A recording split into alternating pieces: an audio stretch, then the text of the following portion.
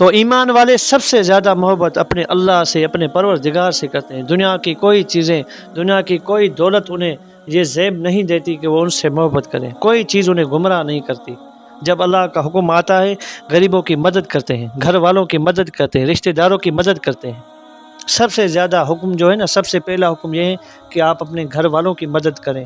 اگر آپ کا بھائی مستحق ہیں تو اس کی مدد کریں، چاہے وہ صدقہ سے کریں، چاہے وہ خیرات سے کریں، جس سے بھی آپ کی ہو سکے اس کی مدد کریں۔ اگر آپ اللہ کے لیے کر رہے ہیں تو بھلے ناراضگی ہو، ناراضگی اپنی جگہ، بھائی میں اللہ کے لیے کر رہا ہوں، مجھے کرنی ہے، مجھے حکم ہے۔ ہر بندہ یقین جانے نہ تجارت کرتا ہے، کاروبار کرتا ہے، وہ چاہتا ہے کہ مجھے زیادہ نفع ہو، مجھے زیادہ فائدہ ہو۔ اللہ نے فرمایا کہ اگر تم میرے بندوں کے اوپر خرچ کرو گے، میں تمہیں اتنا دوں گا جتنا تمہیں گمان بھی نہیں ہے۔ تو اللہ کے لیے دینا، یہ مال جو الذی جمع مالا وعدد، پیسے کو گن گن کے رکھتے ہیں، سنبھال کے رکھتے ہیں، وہ یہ گمان کرتے ہیں، قرآن میں اللہ نے فرمایا یہ گمان کرتے ہیں کہ پیسہ انہیں ساری زندگی کام آئے گا، کلا ہرگز نہیں، بلکہ یہ بھی وہیں چھوڑ کے آ جائیں گے، کچھ بھی نہیں بچے گا۔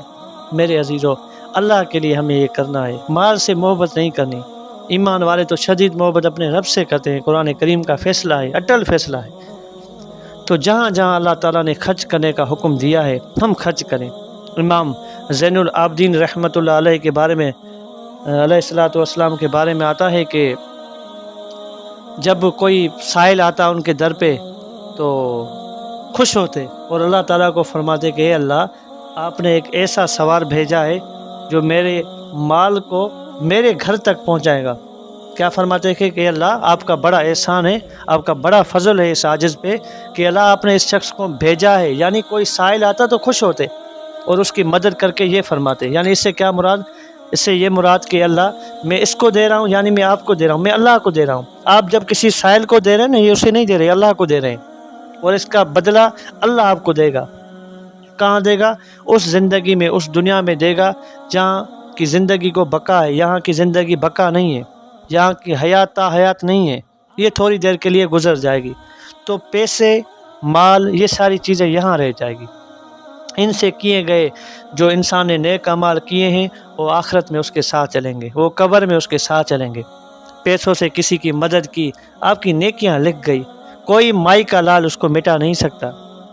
ہاں، نیکیاں اتنی اہم ہیں، قیامت کے دن یہ مال، یہ دولت کبھی کام نہیں آئے گی، آپ کو کام آئے گی تو نیکیاں کام آئیں گی۔ تو اللہ تعالیٰ نے سارا مال، اللہ کی شان دیکھیں نا، اللہ تعالیٰ نے یہ نہیں فرمایا سارا مال لٹا دو خود مفلس ہو جاؤ، نہیں، مفلسی سے بھی منع فرمایا، رہبانیت سے بھی منع فرمایا، لیکن کہا تھوڑا سا حصہ اللہ کے لیے، اللہ کی راہ میں لوگوں کو مدد آپ کریں گے تو اللہ تعالیٰ اس حصے آپ کی ساری دولت کو پاک کر دے گا۔ تو اللہ کے لیے لوگوں کی مدد کرنی ہے۔ گھر میں کوئی پریشان حال ہے، میرا بھائی ہے، کزن ہے، چچا کا بیٹا ہے، جو بھی رشتہ دار ہیں ان کی مدد کرنی ہے۔ پھر آتے ہیں پڑوس میں کوئی سائل ہے، کوئی پریشان حال ہے، کوئی قرض میں ڈوبا ہوا ہے، تو بھائی اس کے ساتھ تعاون کرنا، اللہ کے لیے تعاون کرنا۔ غرض کیا ہوگا کہ اللہ میں اس کے ساتھ کر رہا ہوں، بھلے یہ میرے ساتھ اچھا چلے یا نہ چلے، اللہ مجھے اس کے ساتھ تعاون کرنا ہے، اس لیے کیونکہ اللہ آپ کا بندہ ہے، آپ نے مجھے حکم دیا ہے، میں تو اس لیے کر رہا ہوں۔ تو ہر بات میں اس بات کو، ہر معاملات میں اس بات کا خیال رکھیں کہ مجھے اس بندے کی مدد کرنی ہے اللہ کے لیے۔